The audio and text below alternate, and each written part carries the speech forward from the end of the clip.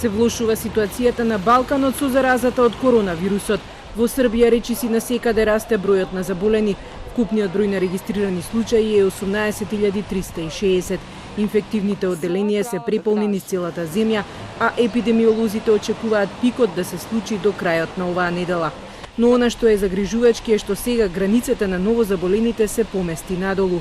Се повеќе болни се млади од 20 до 40 години кои не успеваат да се изборат со болеста.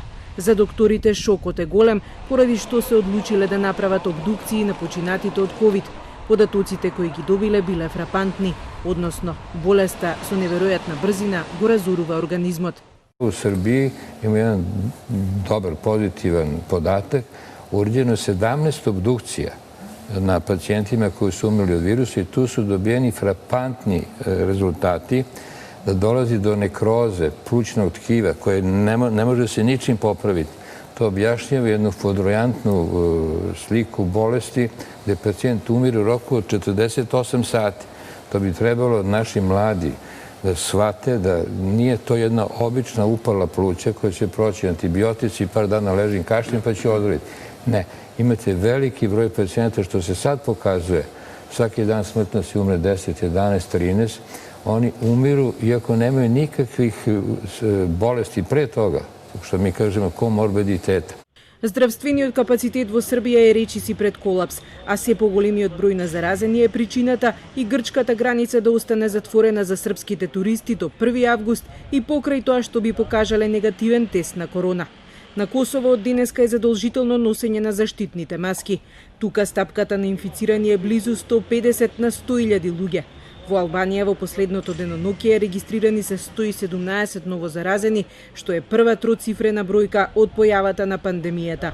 Романија има по 500 случаи дневно, поради што Австрија, Грција и Унгарија им забранија влез во нивните држави. Бројот на заразени од коронавирус во светот надмина 13 милиони луѓе. Во текот на вчерашниот ден се регистрирани рекорден број на заболени – 230.000. Најмногу има во Соединетите Американски држави, пошто следуваат Бразил, Индија, Русија и Перу. Мексико ја надмина Италија по бројот на смртни случаи и стана 4-та земја во светот по бројот на починати. Добри вести пристигнаа од регионот Лигурија во северна Италија, која беше најтешко погодена од коронавирусот. Првпат од почетокот на пандемијата нема нови случаи на зараза, а според најновите податоци нема ниту нови смртни случаи. Светот е во трка со времето за да ја најде вакцината, но не изостануваат и новите студии.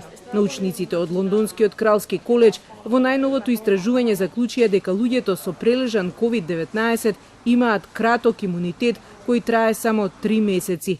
Она што останува нејасно е дали и по исчезнувањето на антителата личноста останува чувствителна на истиот вирус или може повторно да се зарази. Но за научниците ова се важни импликации кои може да ја дадат насоката за долготрајноста на заштитата од вакцината.